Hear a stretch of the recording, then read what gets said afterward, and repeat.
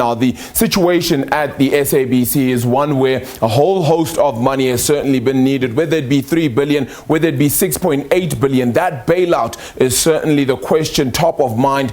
Will there be some sort of rescue and some sort of aid being shared to the SABC? Just thought I'd share the recent timeline with regards to the current Minister of Communications, there being Stella Ndabeni-Abrahams, of course, and things that have perhaps come about of key significance. Of course, she was appointed to the position as minister back in November 2018 after a big reshuffle there by current President Cyril Ramaphosa. In the same month, towards the end of it, she then went on to speak about the SABC and said it is in government's best interests as well to make sure that nobody loses their jobs at the SABC. Of course, there was an initial thought to having the SABC have a few job cuts at that time.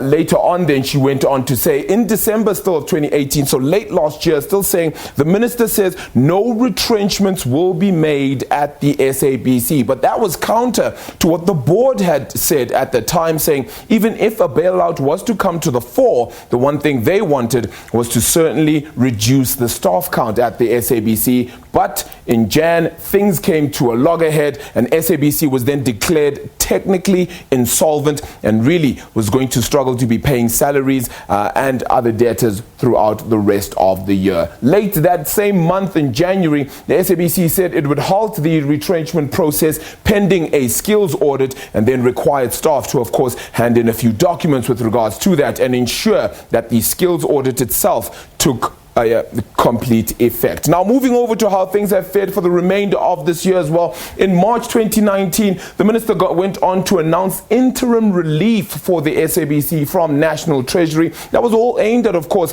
seeking and finding ways to pay off salaries, particularly for the SABC staff. In April, then, the President, Cyril Ramaphosa, announced 8 new members to the SABC board. Very key to note, however, that in the February budget, very little, if anything, was even said about the SABC, except noting that the SABC would certainly need a bailout. But not much more detail was said with regards to that. Then President Cyril Ramaphosa announced the new 8 members to that board in order to ensure that it applied to law.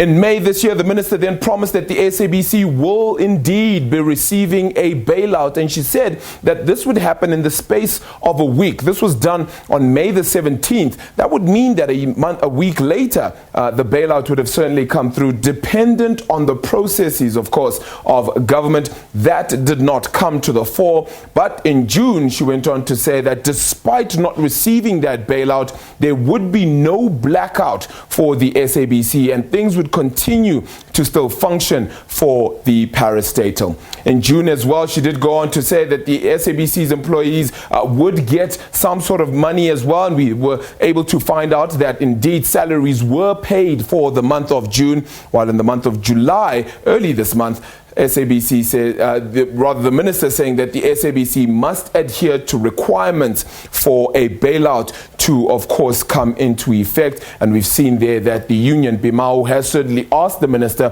what are these conditions for that bailout?